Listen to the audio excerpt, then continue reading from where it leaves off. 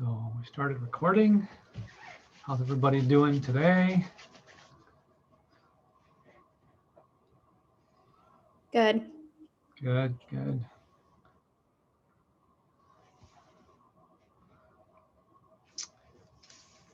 So we have our first exam on Thursday. And that's going to cover basically chapters 1, 3, 4, and 5. We talked about that. That it was going to be worth 90 points, as all the exams are actually. Format, multiple guess, short answer, true, false, maybe some short answer type questions, your choice of maybe 2 out of 3 essays or 1 out of 2 essays, or we'll see, something like that. There'll probably be some, and at least 1 essay on it.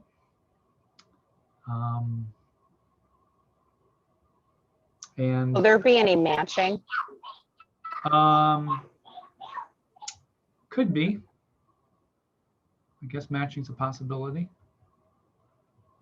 For the essay, like what do you expect from that? Is it do you expect a full written sentences and paragraphs, or can we do bulleted lists, or what is the criteria? Well, yeah. So Hannah, if the question were to ask, I'll just pick sort of an A and P sort of question because that's what comes to mind.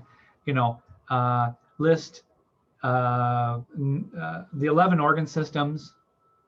What are the major structures and organs within each system? And finally, what is the basic function of the system?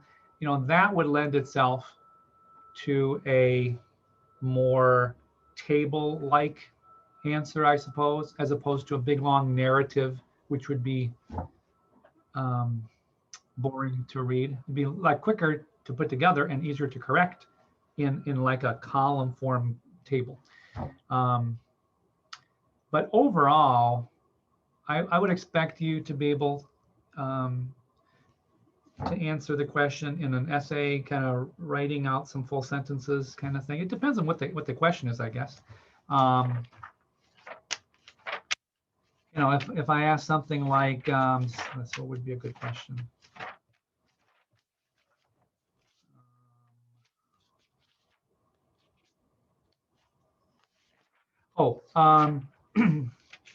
Maybe compare and contrast a gram-positive from a gram-negative cell wall.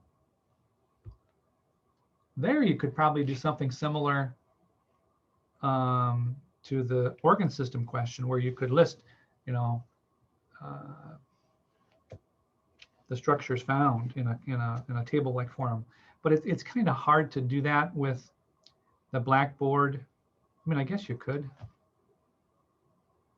You're kind of constrained to the system we're working with, right? Which is the Blackboard test system. It's not like you're in class where you could, make columns on the piece of paper that you're doing a test on, that kind of thing. So,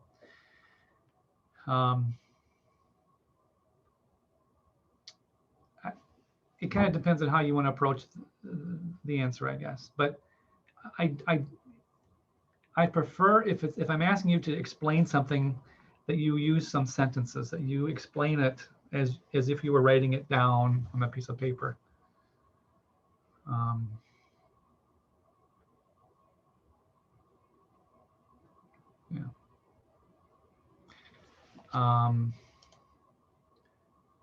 So my thinking is, in terms of the time, is I would give you the hour and 15 minutes, which is what we would ordinarily, do if we were in person. I would give you the entire class time to do the test. So I don't think you're going to need 75 minutes to do the test, but if you wanted, use that, you could. And I would simply ask, that as best you can, you follow the various respondents lockdown browser and monitor prereqs, if you will, right? I am not that concerned that you show your ID. It's not like half of you guys are in Germany and the other half are in Russia or something, or I've never seen you or whatever. So, don't get all caught up on that. If you don't want to show your ID, it's no big deal. I know who you are by now, but I've given some of the quizzes so that we are all getting more comfortable with the Respondus and how it works. And I think it's worked actually fairly well. There's been a few hiccups here and there, mostly with people not having a decent internet connection. So I think we've worked those bugs out pretty well.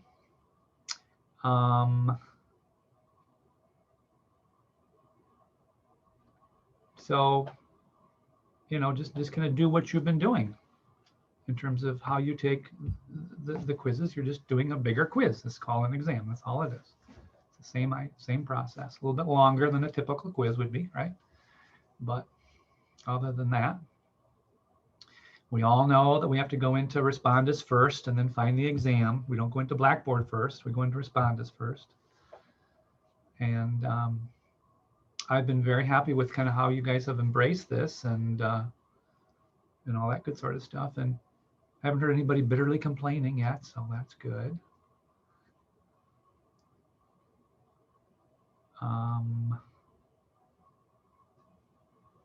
How many questions? Well, most questions are going to be worth 2 points apiece.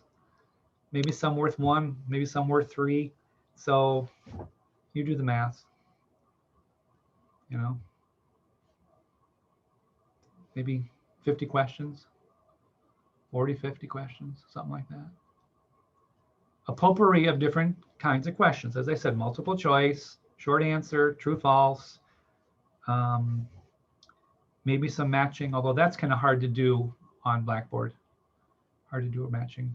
I think they have that in there, but I've never done it a whole lot in matching. Your choice of a few essays may be worth as many as 4 or 5 points apiece. So nowhere as many as ANP2. Well, I don't know. That was, you had Bob Phillips for ANP2 maybe, or who'd you have for ANP2? Yeah, Phillips, a couple of them, we had like 90 questions in the 75-minute. Uh-huh. Well, did he ask essays or did he have short answer, multiple choice, all different kinds of questions? I don't know. But it was mainly like fill in the blank. There were some multiple choice. Okay. My sense is that you're going to have plenty of time to take the exam. I don't think anyone should be feeling rushed at all, at least based on past experience with students. It's not been really an issue in terms of running out of time. Now, if we open it from 1:15 to 2:30, which we're doing for many of you, if you log in at 2:15, you might feel a little stressed because you got 15 minutes to take the test. You know what I'm saying? So, make sure you're starting it at 1:15 and you have the entire time, right? And again, some of you, we've made sort of special arrangements to start the exam a little bit later because of your work schedule. I'm happy to work with you on that, but I really would prefer not to have 17 different times for all of you having your own separate time to start. It just becomes a logistic pain in the butt for me to go in, and I've got to individually find you and log you into when you start and when you stop. It takes a lot of time to do that. Again, I'm willing to work with you, but try to work with me. If you can take it between 1:15 and 2:30 on Thursday, then that's what we should try to do if we can do that.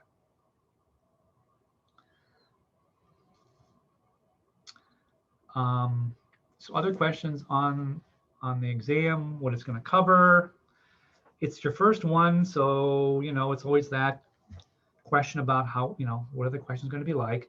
They're going to be like the quiz questions, really. I mean, in essence, that's really what they're similar to. It's going to be just a big quiz with maybe a little more in the way of, an essay question or two.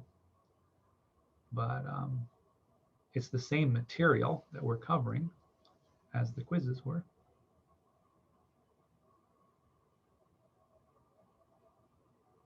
So any questions on format,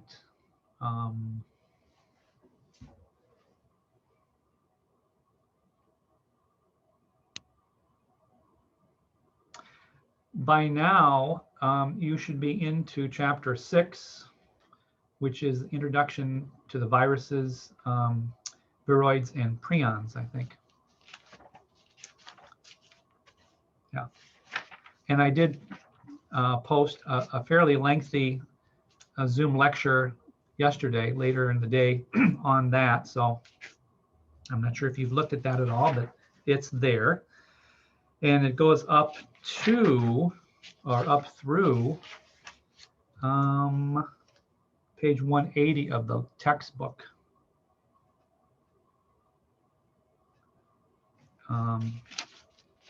So I think I'm going to divide that chapter into 2 lectures, like I've done for many of the previous chapters.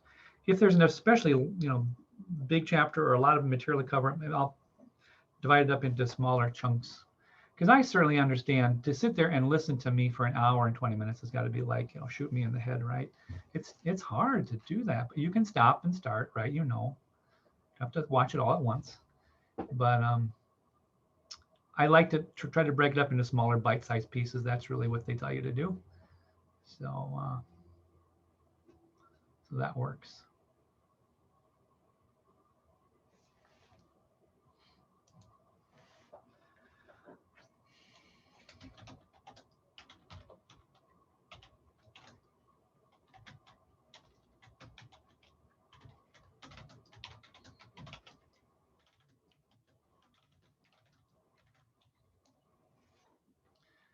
All right. Have you gotten into chapter 6, the virus stuff, or you're probably focused on the other chapters, I would suspect.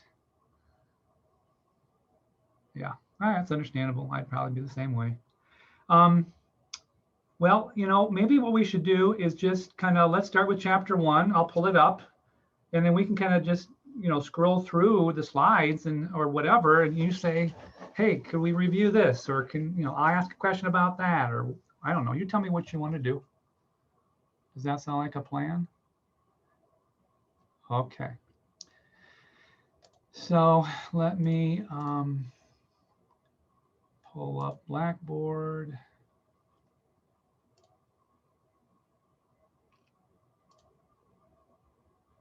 And I'll share my screen.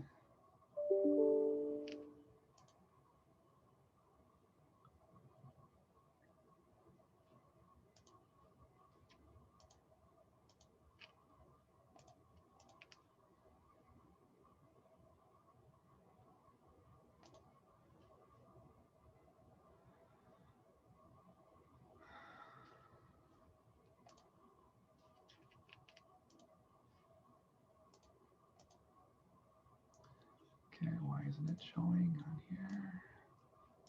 There it is. Okay, so here's chapter 1. Y'all see that? Yes? Okay. So this introductory chapter is just that, an introduction to the field of microbiology. We had you look at some different subsets, if you will, public health, biotech, genetic engineering, that sort of thing. We also started to talk a little bit about evolution of cells, right? In fact, the prokaryotes evolved before eukaryotes did. So you definitely want to know the difference between those 2 cell lines in general. We're obviously starting to talk about viruses. We introduced them, the concept of viruses, back here in chapter 1. Didn't say much more than that about them. And we talked a little bit about some units to measure these microbes, micrometers and nanometers. And discussed very generally some of the various properties that microbes exhibit. We started looking at this actually in lab shortly afterwards, the fact that we have some algae, for example, and even some prokaryotes that are photosynthetic, that aid in replenishing the atmosphere with oxygen, and we benefit from that, don't we? All eukaryotes benefit from oxygen. They need it for cellular respiration, right? So photosynthesis is a pretty important process that we often think of plants as doing most of it, but I told you in one of the earlier Zoom lectures that most photosynthesis on Earth today comes from what?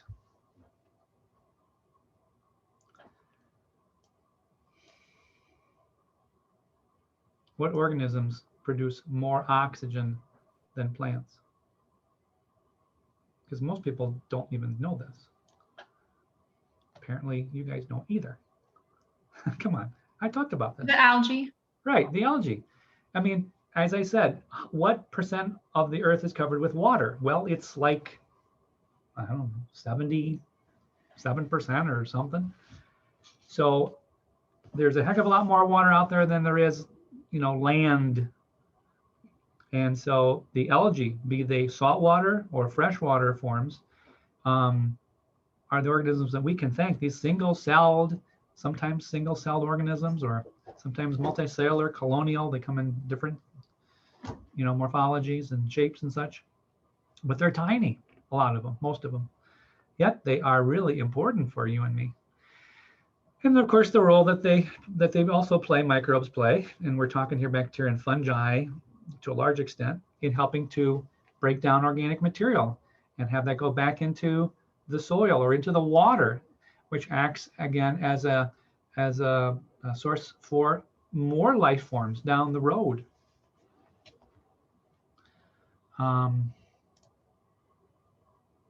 And we'll be talking a little bit more about how we can manipulate the genetics of microbes to our advantage. This is, of course, recombinant technology, genetic recombination and genetic engineering. We are benefiting from that, even today in terms of a lot of, medical interventions. And that's what was described there at the beginning of the chapter on viruses, that case study that I asked you to read over. Very interesting, the use of recombinant phage. Anyway, then we traveled to Alaska and we landed on the glacier and we had a lot of fun there. We didn't stay long, right? But enough to get a sense of it. It was really an amazing trip. On our way back, we saw some watermelon snow. Remember that?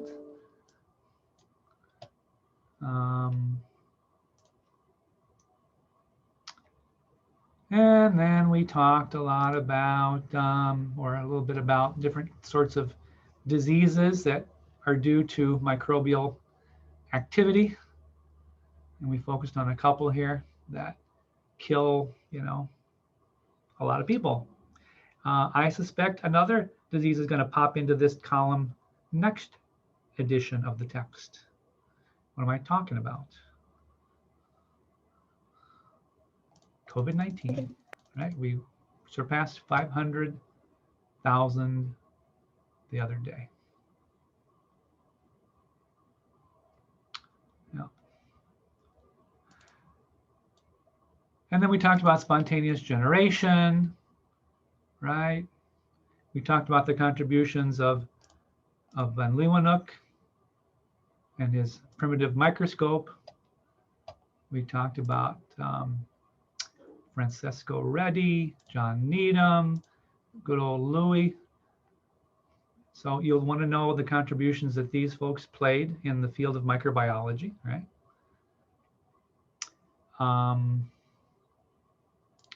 Edward Jenner and his work with cowpox and smallpox. Very interesting. Again, I'm just going through the slides. Are there specific problems or questions that you have about any of these folks? So for like the microbiologists, like what, like, where are we like expected to know like just like what their contribution is, or like do you want us to like know like when they died and like when they were like born and stuff like that too, or no? No, Hannah, don't worry about the time of, birth date, death date. The only reason that we throw those in there, in all honesty, is to give you a sense, just a sense of history. Like, when did Louis Pasteur live? Was it in the 1300s or in 1922? You know what I'm saying? And even if I put this number up, if I ask you this in 3 months, you're going to say 1325 was when he was born. You're not going to remember 1822 probably. Well, maybe you will. If you have a better memory than me, you'll remember. But that's the only reason we put these in there, is to try to give you kind of a historical overview. And I think we chronologically listed these guys, starting with Van Leeuwenhoek back in the 1600s on up through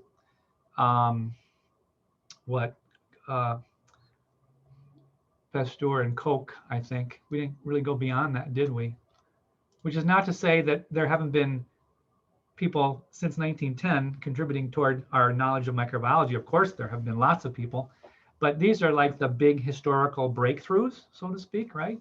And so that's why we often read about these folks in a typical micro text. So yeah, don't worry about the dates. Just kind of get a sense of what their contributions were. Absolutely, yeah.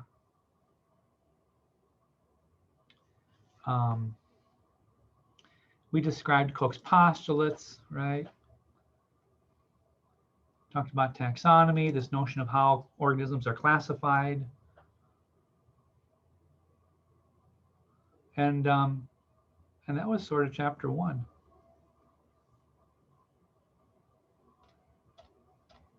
Any specific aspects of chapter 1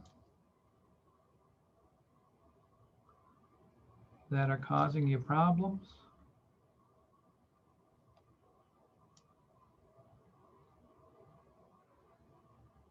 I mean, I hope you find the PowerPoints helpful. And because I put a lot of time and energy into these. And I'm always asking myself, how can I make this a better slide for you? And I always tweak it and change things around.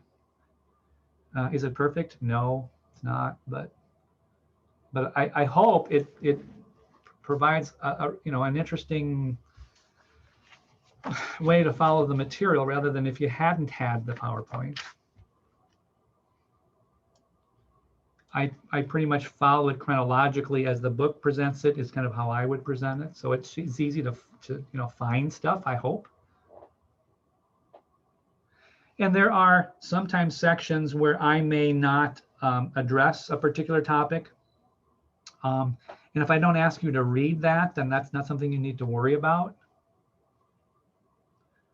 Because in all honesty, if I covered everything, every single topic each chapter presented, it would take us eons to get through all of this stuff. And so I have to be a little selective and try to hit some of the major topics. It ends up being the majority of the chapter, I guess, when you stop and look at it, but it's not every single item necessarily that the chapter has. It covers most of them, most of the stuff. All right, you want to go to chapter 2, or actually we skipped 2, didn't we? Yeah. Okay, well, I appreciate your feedback on the PowerPoints. Makes me feel like the 3 hours I put into it the other day were worth it. I know there are instructors who don't even use PowerPoint, which blows my mind, but that's got to be tough as a student to not have some of this to look at.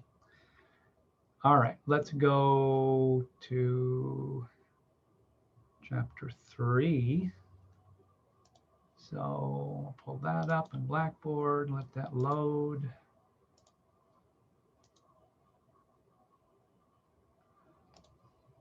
This is Tools of the Microbiology Laboratory. And I know that some of you either have already taken lab, or you're not taking lab, you're just taking lecture. And I certainly respect that. If I was your counselor, I would probably say you might want to think about taking lab at the same time you take lecture, but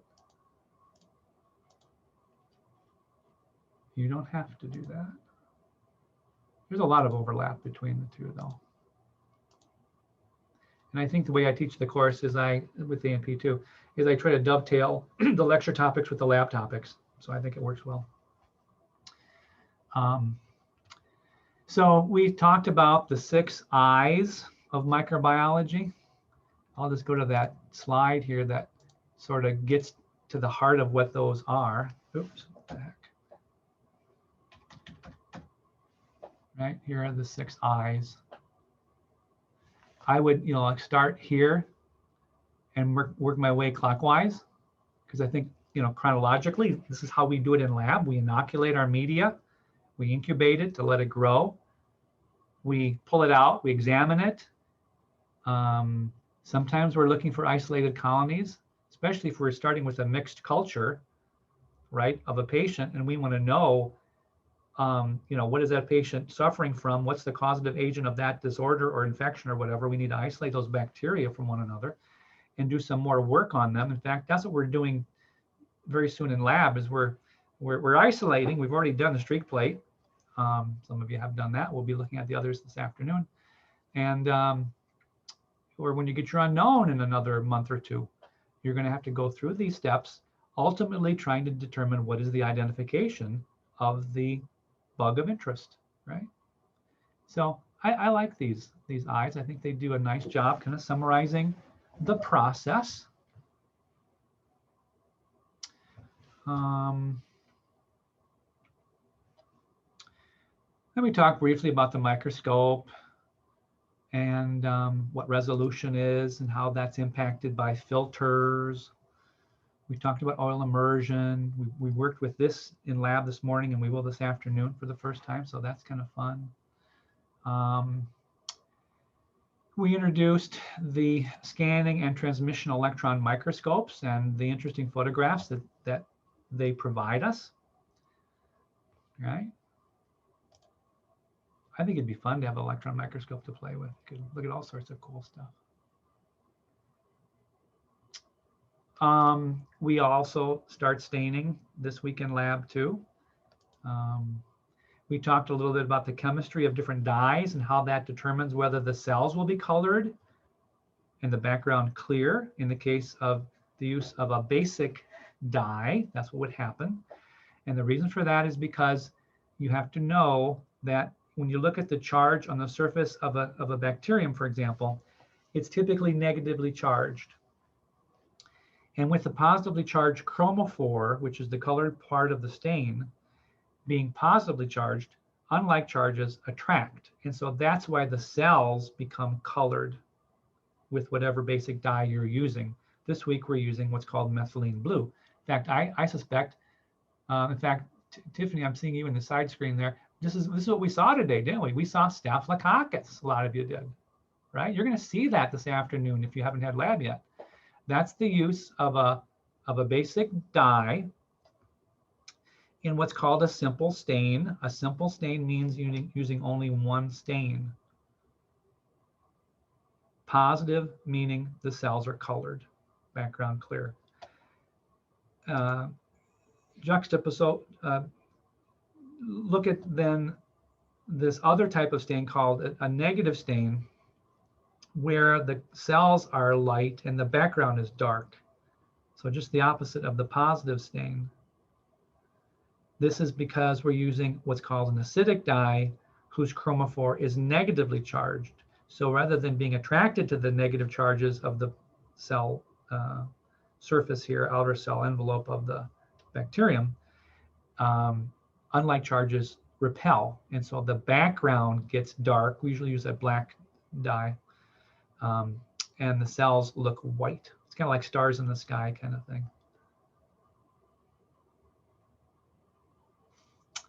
So we, again, talked about staining,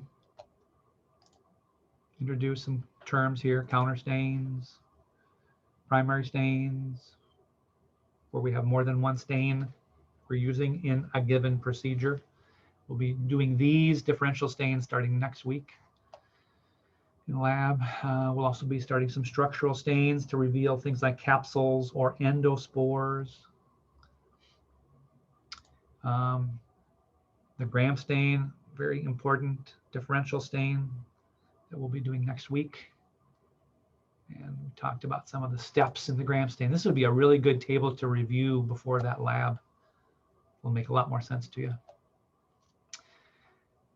Acid fast and endospore, we're going to be doing those stains soon too. This allows us to differentiate certain interesting structures in the cell walls. These are detecting very waxy cell walls. Characteristic of Mycobacterium and Nocardia. Those are the two genera that generally would be stained using what's called an acid fast stain. This employs not only a variety of different stains, but also it uses heat or steam to help drive certain stains into the waxy cell wall.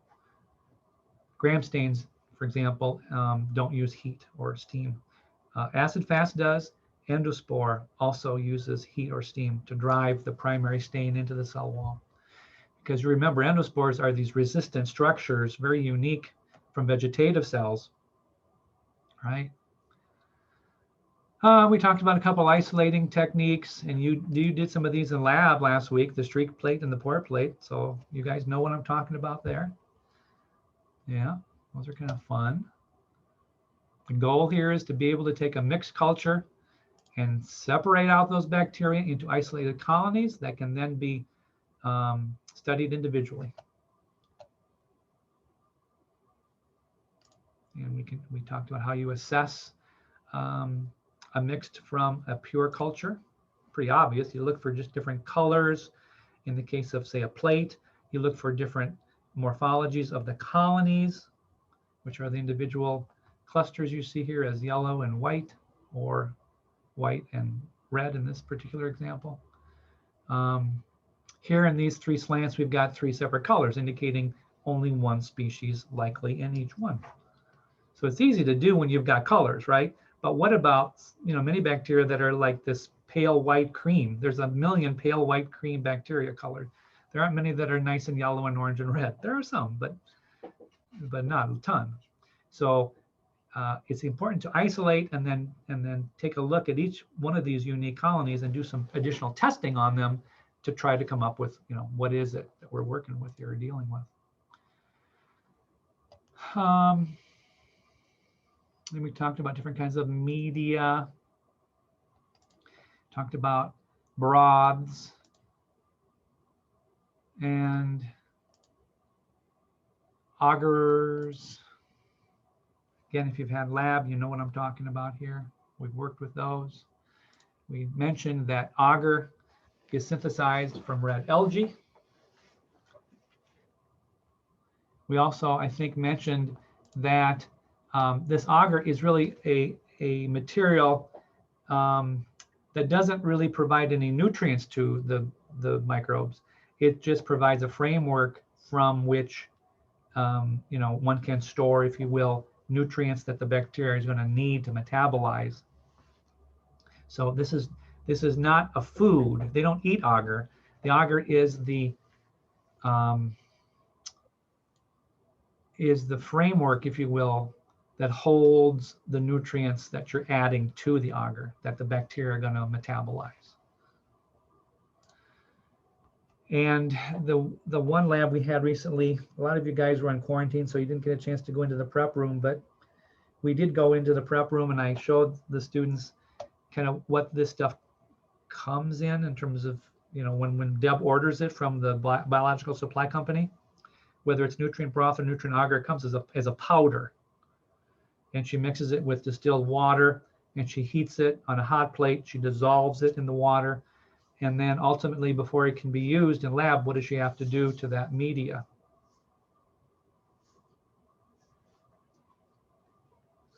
Those of you that were in the tour, you should know this.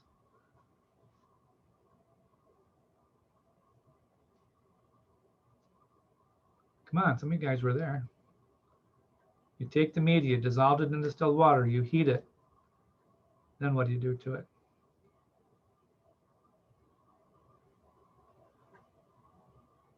Have to let it cool so it re-solidify or re-solidifies. And then you can use it? You have to sterilize it in the autoclave. Right, you got to sterilize it first. Remember, these broths and slants and plates you're getting in lab, it's all sterile media in sterile Petri plates, in sterile test tubes, right? If you just heated it on the hot plate and then dispensed it into tubes or plates or whatever, there's no guarantee there aren't contaminants, because boiling water doesn't kill the endospores, does it?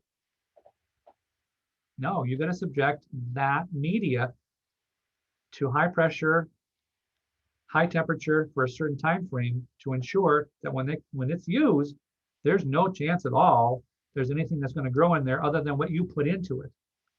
That's the fundamental basis of microbiology lab, right? You got to have sterile media.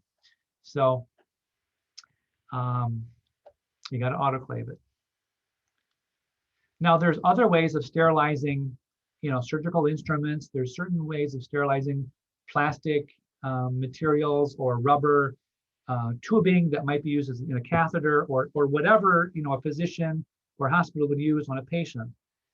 You can't autoclave a plastic Petri plate. You can't autoclave rubber catheter tubes or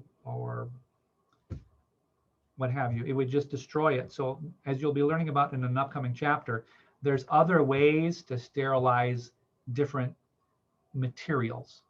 But in our experience, in our lab, we're using the autoclave because we can. We're not having to worry about other materials to be sterilized. We work mostly with glass tubes. The Petri plates we buy from a supply company, somehow they sterilize them with other techniques, so they come sterile.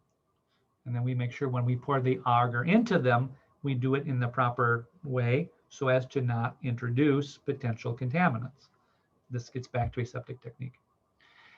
We talked about functional examples of media, whether it's all-purpose, which is what we typically use. But once in a while, we might use enriched media like blood agar to promote the growth of certain types of bacteria. Strep and staph, for example, tend to like blood agars. Not that they won't grow on general purpose, but as you'll be hearing about and learning about in lab, sometimes we use special types of agar. Selective and differential media. Selective is really interesting. This is the type of media that is going to promote the growth of some, but inhibit the growth of others, types of microbes.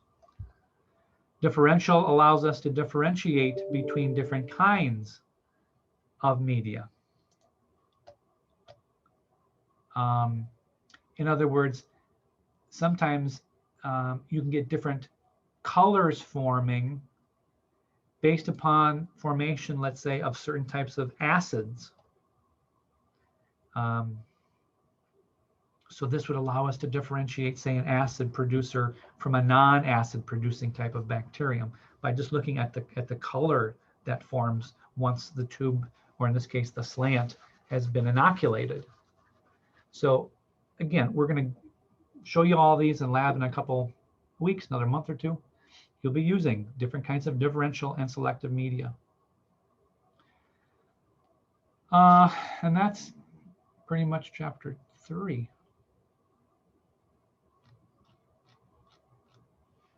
Any questions on 3?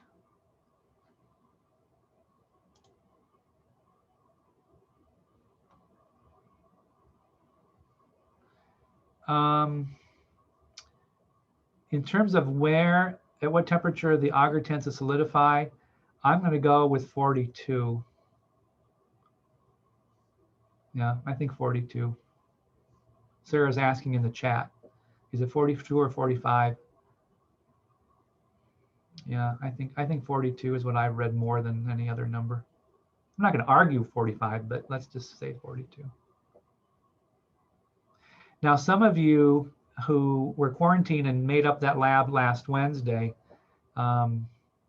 may have noticed or actually discovered, at least one person this morning I know, I was trying to, I was joking with them a little bit, picking on them a little, because their plate was not nice and smooth. There were bumps in it. And I knew what had happened. And I asked her, well, what happened here?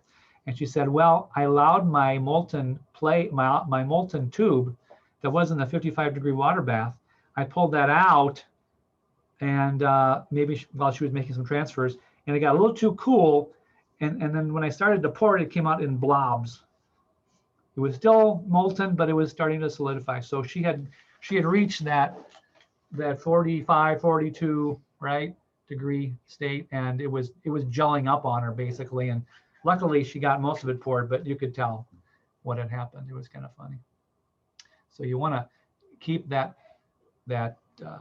tube at 55 and then pour it at that point. If you let it go cooler, you run into those sorts of issues. Okay, so if it started to gel up and you put it back into the water bath, I don't know if it would be warm enough. I guess if you let it there long enough, it would get back up to 55 and then it should be clear. Never have tried that. Yeah, I mean, it should be fine. It's like saying I could take a agar plate that has solid, agar in it, put it into a 55-degree incubator, and that agar is eventually going to melt down into a liquid state.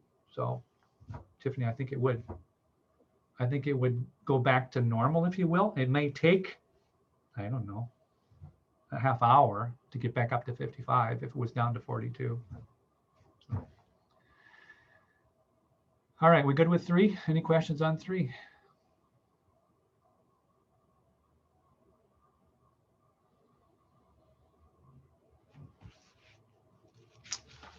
All right. 4 was the prokaryotic survey chapter. So let me pull that one up.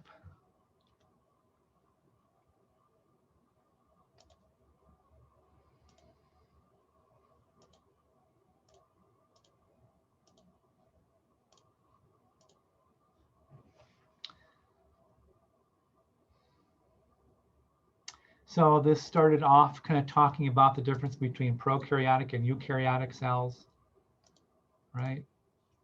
I don't know why that is colored blue, shouldn't be.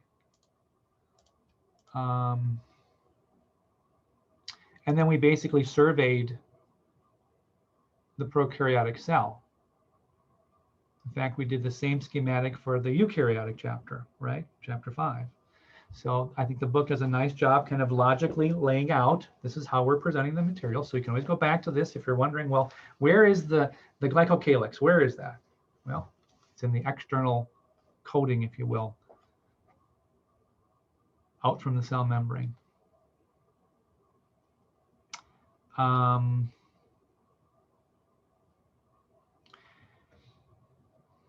So are there any questions on specific structures here related to the cell? We talked about flagella.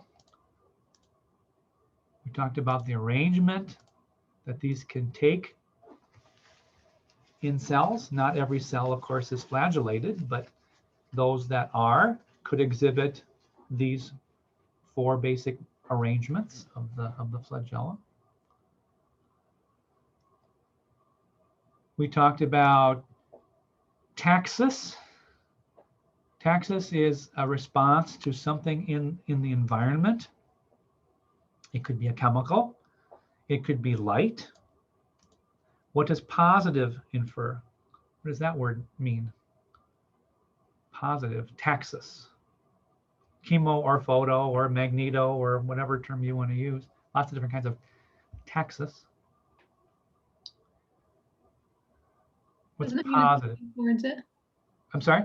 Does it mean it's going towards it? Exactly. Yeah. You're moving toward the stimulus, toward the chemical. Maybe that chemical is food. Maybe that phenomenon or that property is light. If you're a photosynthetic microbe, you might want to move towards the light because you can undergo photosynthesis. Negative, of course, meaning moving away from. Maybe that chemical is a potential toxin to you and could kill you. Well, I'm not going to move toward it if it's going to kill me. And so the way in which bacteria that are flagellated and can undergo this movement, thanks to their flagella, make use of these runs and tumbles, which involves how their flagella are rotating, right? And they talk a little bit about if the flagella, are moving in, say, a clockwise orientation, it's going to cause a tumble, a change in direction. If you want a straight line run, then you've got to use a counterclockwise directional movement of your flagella, or flagellum if it's monotrichous. There's just one. Isn't that interesting? And oftentimes bacteria don't make beelines for food. They make sort of an eventual, I'll get there approach, right? Tumble, run, tumble, run, tumble, run. But the eventual formation, or the eventual directional flow in this case, is toward, let's say, a food. The darker pink indicating more favorable chemistry, let's say, that the cell wants to get into or whatever. Yeah. Now this is a single-celled organism. This is a pretty primitive cell in that sense, but yet it can do some pretty amazing things. It can move toward what it wants, what it likes, what favors its existence, if it's, again, flagellated. We talked about periplasmic flagella, which are quite interesting. They're internal structures shown here in yellow. And I think we mentioned spirochetes as exhibiting these periplasmic flagella. Treponema pallidum causes syphilis. That's a spirochete. It has these periplasmic flagella. This YouTube link, hyperlink, shows I think some time-lapse movement of spirochetes.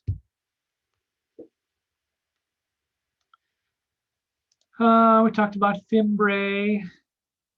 Talked about biofilms, a little bit more on this coming up in another chapter. We talked about pili, how some of these structures can help the cell attach to another cell, like a host cell, or to some substrate perhaps, and the fact that other pili, called sex pili, can allow exchange of genetic information from one cell to another through the pilus. So we'll talk about conjugation in another chapter coming up. Very interesting. Glycocalyx, sugar coat, sugar shell. Some of these cells will exhibit different kinds of glycocalyces. They mention here slime layers and capsules.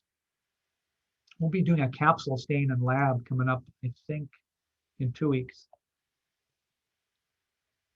Trying to stain this outer glycocalyx region. By the way, a capsule and a slime layer can provide protection, can't they, to cells? Yeah. Then we kind of went into the cell a little bit more, talked about the cell wall, the fact that this compound called peptidoglycan is a critical constituent or part of bacterial cell walls. So we talked a lot about that. We compared and contrasted gram-positive from gram-negative cell walls. So again, this would be a perfect question to ask on the test. Compare and contrast gram-positive from gram-negative cell wall structure.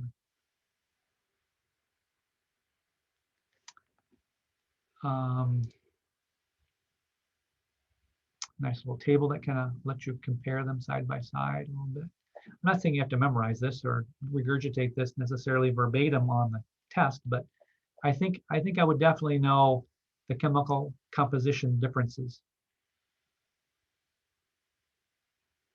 as well as, How many periplasmic spaces are there? Is there an outer membrane or not? You know, just this I think does a great job. This diagram is really a great one. These other two preceding it are also good.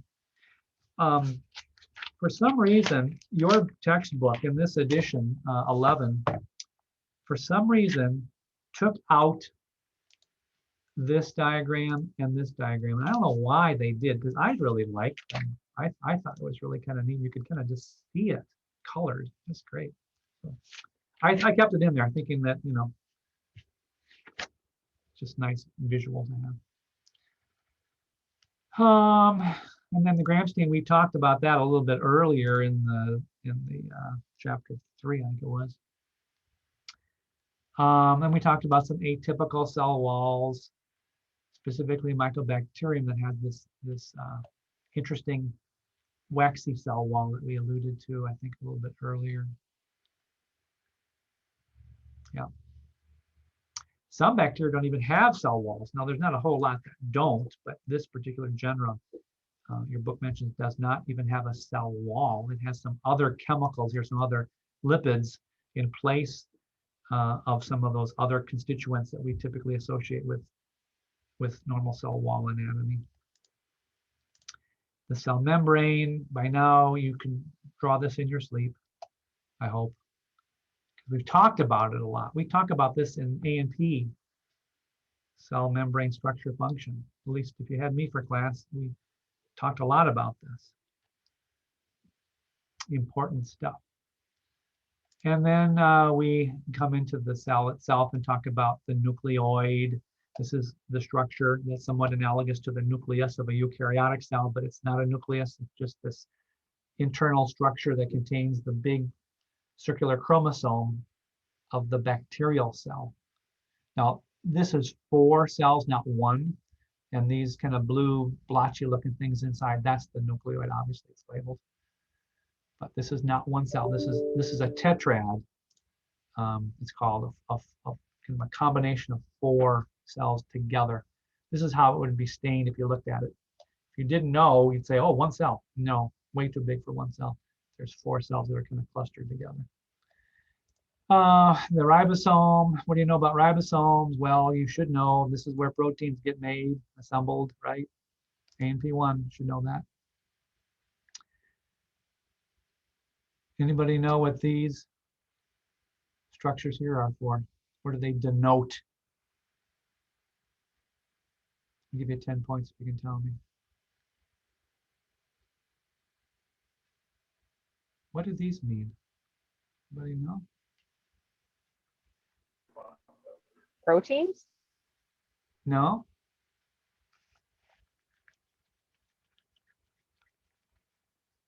This is where the transfer RNA molecules fit. The transfer RNAs carry the amino acids to be added to the growing polypeptide chain, which you don't see here, but that's what the ribosome does. It assembles the proteins. If you need to make a protein, you better have some building block amino acids. How do you get those? The transfer RNAs shuttle them in. If you remember this, kudos. If you don't, go back and review ANP1, because we talked about that. Inclusions and granules, we made some mention of those, especially this very interesting bacterium that is magnetotactic. Now, you know what taxus is. We just mentioned it a few minutes ago. Magneto means that this bacterium, for whatever reason, can respond to the Earth's magnetic field. You know, when you have a compass, it points north, right? Y'all know that? That's because of the Earth's magnetic field. And I'm here to tell you there are bacteria that have evolved the ability to orient based upon the Earth's magnetic field. Now, I can't tell you what benefit that provides the cell, but it's safe to assume the reason it can do that is because it helps the cell in some way. I don't know why. I haven't researched it, but I think that's just mind-boggling. Wow.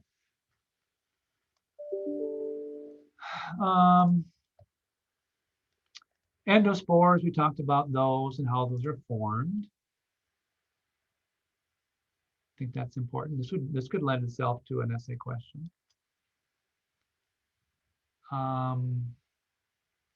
We talked about some basic shapes.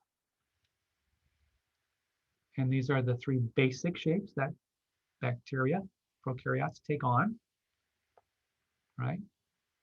So I would definitely know those. Show you some photographs as well as some sketches. We talked about Berge's manual. We'll be using that in lab this semester to help us determine our unknown.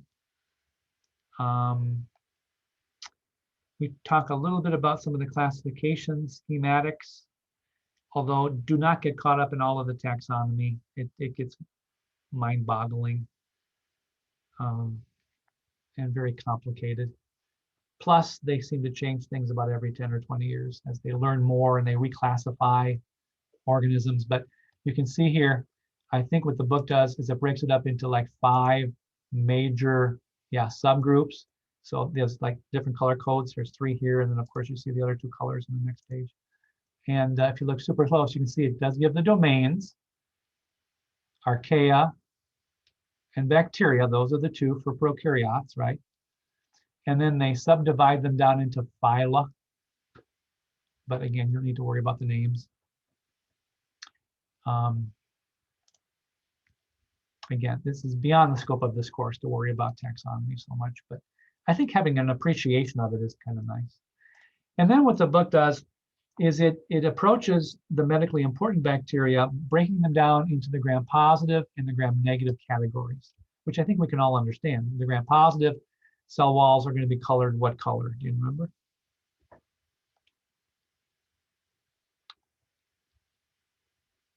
What color are these cells? Purple. Thank you. That's why they're purple. Gram-negative, pink. Yeah, that's the color they take on once you do a gram stain on these cells. And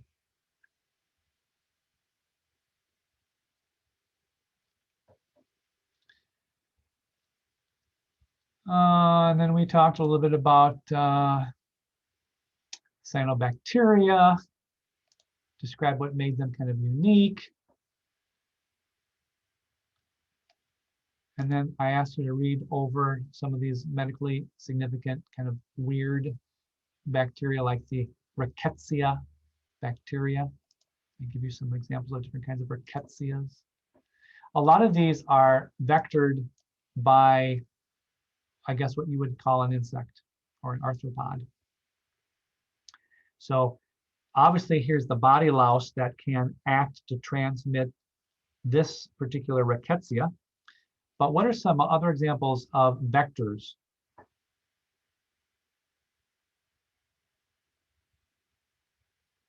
Can you give me an example of another vector besides the body louse? Ticks or mosquitoes. Right? Ticks, mosquitoes. This is not an insect, obviously, but it's possible that you have multiple, how should I put it?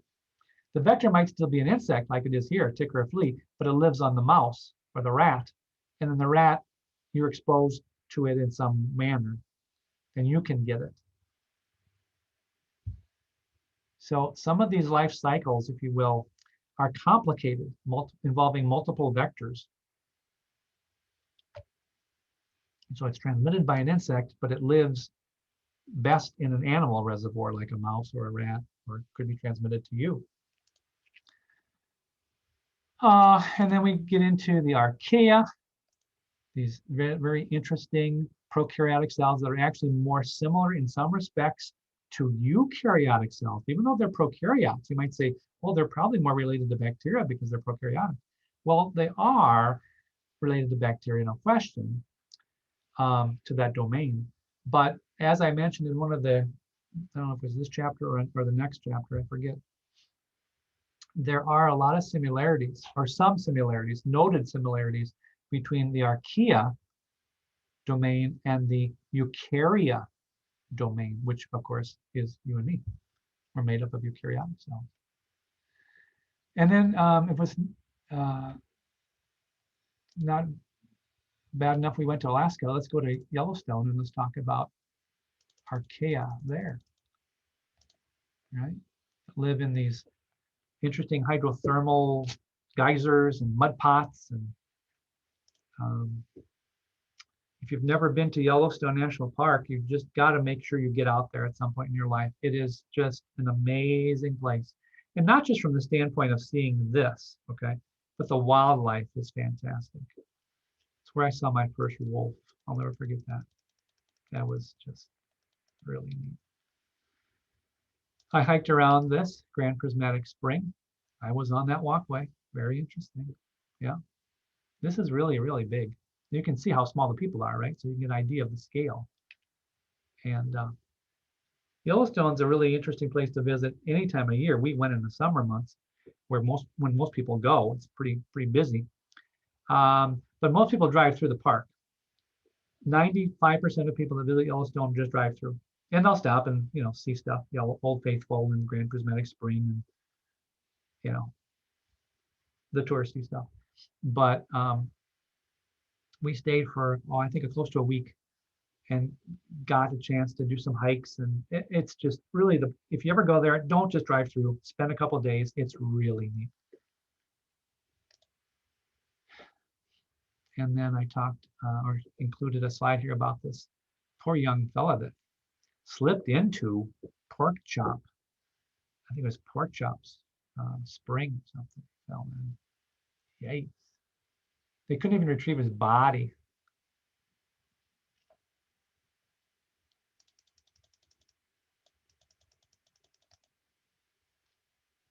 Okay.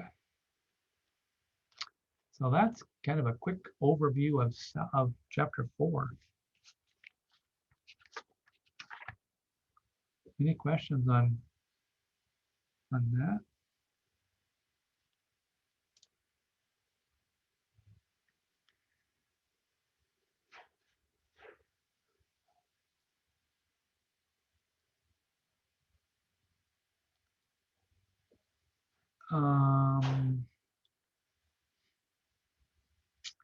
I guess that only leaves chapter 5, right? So we can pull that up real quick.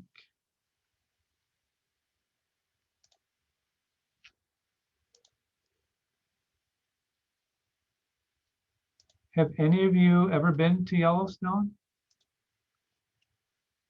Nobody? I have Have you? Yeah. Did you like? twice. Yeah. Is it everything I said it was and more? It's gorgeous, but the geysers, the sulfur smell is completely overwhelming. Yeah, it can be. You don't want to be necessarily downwind. No, especially in the summer. Yeah. Oh, it's fantastic. We drove through the whole Bighorns and all of that. It was absolutely breathtaking. Some of the most pristine land you'll see in the country. It's Absolutely. gorgeous. Yep. It's like walking back in history 170 years or 200 years. It truly is. It really is. It's amazing. Okay.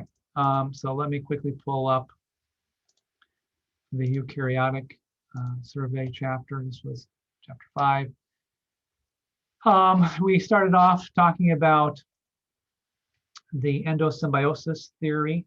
This also could be a good essay question. How do we think eukaryotic cells evolved? What is the relationship between prokaryotes and eukaryotes? So they talk here about 2 specific organelles that at one time were probably standalone prokaryotic cells. So before you had the present day mitochondrion and chloroplast in a eukaryote,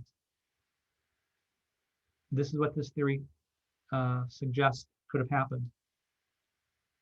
So again, I won't go over that unless you have questions, but this is definitely worth spending some time on.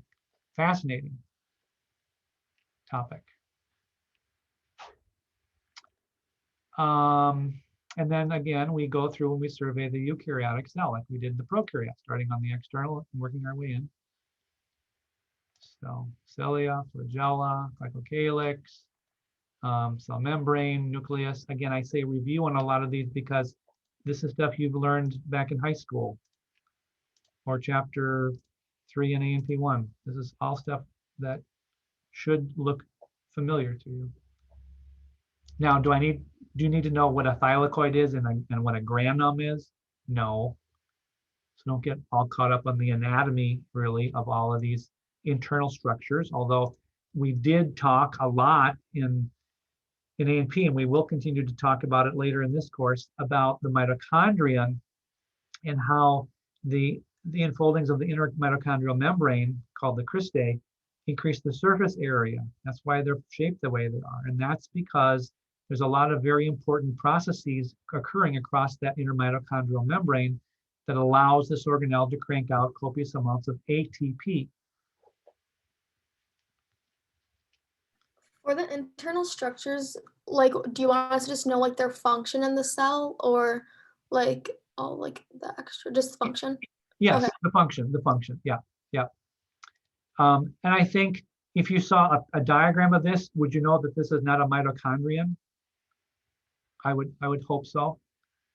Or if you saw this, you're not going to say Golgi body.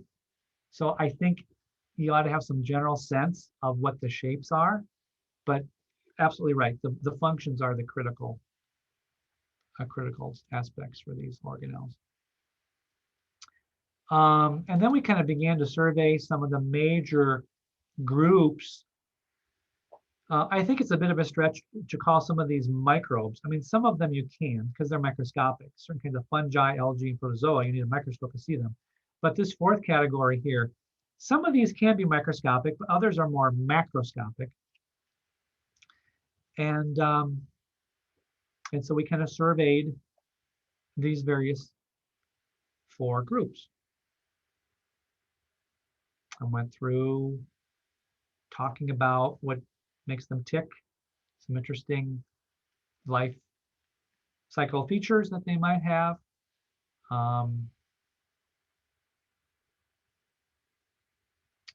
Again, do not get all caught up in the taxonomic terminology. I'm not going to ask you what are the 4 phyla in the fungi kingdom. Okay, so you don't need to worry about this taxonomy, nor do you need to know what kind of spores are produced by these. Although if you know the phylum name, you can kind of figure out the spore name because it has the same prefix as the phylum term.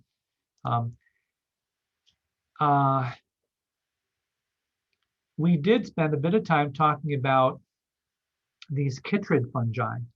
Okay, now you might notice from this particular table, we do list here the chytrid fungi. That's what this phylum denotes, the Chytridiomycota.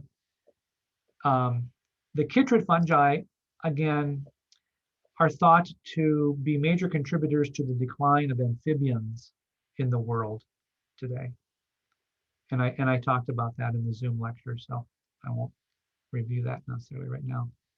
But I have seen this up close and personal. I have been to the tropics long enough. I've been going down there for over 20 years, which isn't really that long, and I see habitat destruction every time I go down there. And now this doesn't have to do with habitat destruction, but it is yet another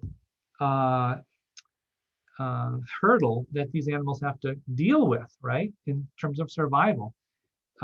This is talking about how a fungus can wipe out different species of beautiful poison dart frogs, like this one. We don't see this in the wild anymore. Yeah, it's a beautiful specimen. So we talked about chytrid fungi. We talked about, what benefits do we get from fungi in our everyday lives, right? We talked about some infections that are caused by fungi. There's not a ton of them, but there are some. This is probably the one most people are familiar with, yeast infections, right? Very common in women.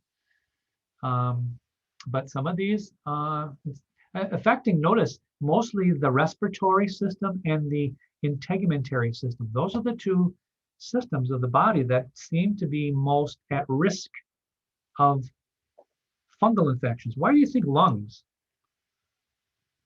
What's going on here? How does a mushroom get in my lung? Well, it's not a mushroom. You're inhaling the spores. Right, the spores, the airborne microscopic spores get in and can cause problems. Yeah. And then we talked about algae, and we discussed diatoms, the shells of diatoms, and how they've been used historically to make these very amazing slides and beautiful displays. It's, again, hard for me to fathom how you'd have the patience to make something like this. These are individual shells, microscopic. You've seen them in lab. Those of you that have lab, remember us looking at diatom shells? They weren't colored blue and yellow and purple like this, but you saw them. And we talked about red tide and paralytic shellfish poisoning, right? And then we went into the protozoa, describing some different disease-causing protozoans. Again, do not get all caught up in the taxonomy here, but I do kind of go through a couple examples, including Plasmodium. This particular protozoan is harbored or carried, I should say, by the Anopheles mosquito. And again, I discuss all this in the Zoom lecture. So be somewhat familiar with, Plasmodium connected to malaria. Giardia, associate that with intestinal upset, massive diarrhea. We talked about Trypanosoma cruzi, which causes some problems, especially when it comes to pregnancy, because this particular parasite can cross the placenta, interestingly enough. But it's transmitted by this Reduviid bug, the kissing bug.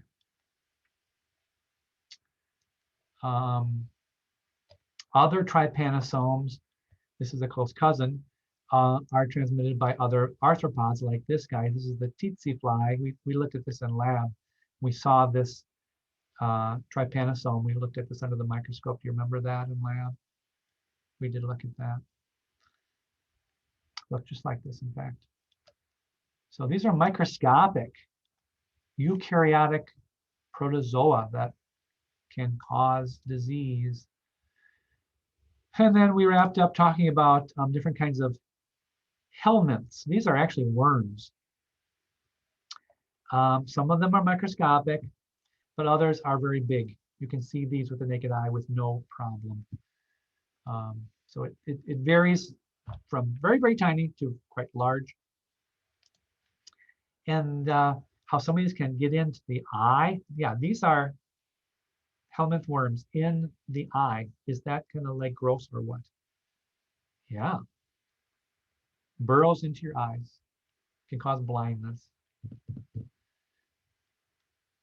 So we mentioned tapeworms. We talked about flukes, they're called. These basically will anchor themselves in your digestive tract, usually in the small intestine, where they will utilize the pre-digested food that you provide them. And these are just basically reproduction machines. That's all they do is reproduce. They produce eggs and sperm, and you poop out the fertilized eggs, and it gets back into the environment. And if an animal eats the grass contaminated with the fertilized egg, it can ingest it. It can grow into a tapeworm. Part of this life cycle can insist in the muscle of the pig. If you don't cook your pork adequately enough, or your beef, you can basically get either a pork tapeworm or a beef tapeworm. Now you're not eating this, okay? You're eating a microscopic structure. So that's why we talk about it in microbiology, because it's a microbe.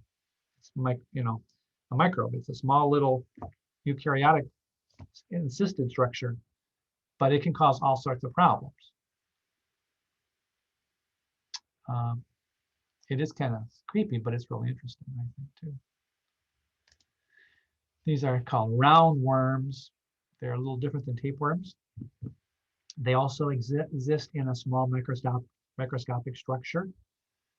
When I was in grad school, my office mate was working on Ascaris. That's the genus. He would go down to a pork butcher, a slaughterhouse near Des Moines. I was in Ames, north of Des Moines at Iowa State. And he would travel down to this slaughterhouse and he would pick up buckets and buckets of Ascaris and bring them back to the lab. And he was doing some genetic studies on them, I think. Yeah, a lot of pigs can be pretty infested with roundworms. Now, this is not a pig. This is a human's bowel that's been cut open. Look at the roundworms in there. Yeah. And then we finally wrap up talking about pinworm, which is a fairly innocuous roundworm. Doesn't really cause many issues. Won't kill you, but kids are often, unfortunately, the harbingers of this. It's not uncommon to see pinworm in kids. So we talked a little bit about that. Okay, so there you go. Around the world in 80 days.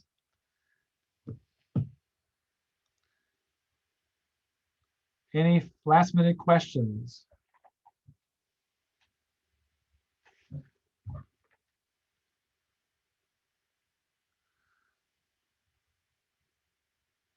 Okay. All right. So I'll open up the exam then from our normal 1:15 to 2:30 time slot tomorrow or Thursday. And again, some of you have talked to me about other starting times, and that's fine. Get into the virus chapter once you get the test done, okay? Promise me you'll get that looked at. I'll get the last Zoom lecture on that done probably Thursday or no later than Friday, late in the afternoon. And we'll go from there.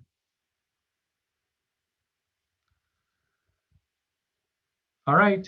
You guys have a great rest of your day. Thanks, you too.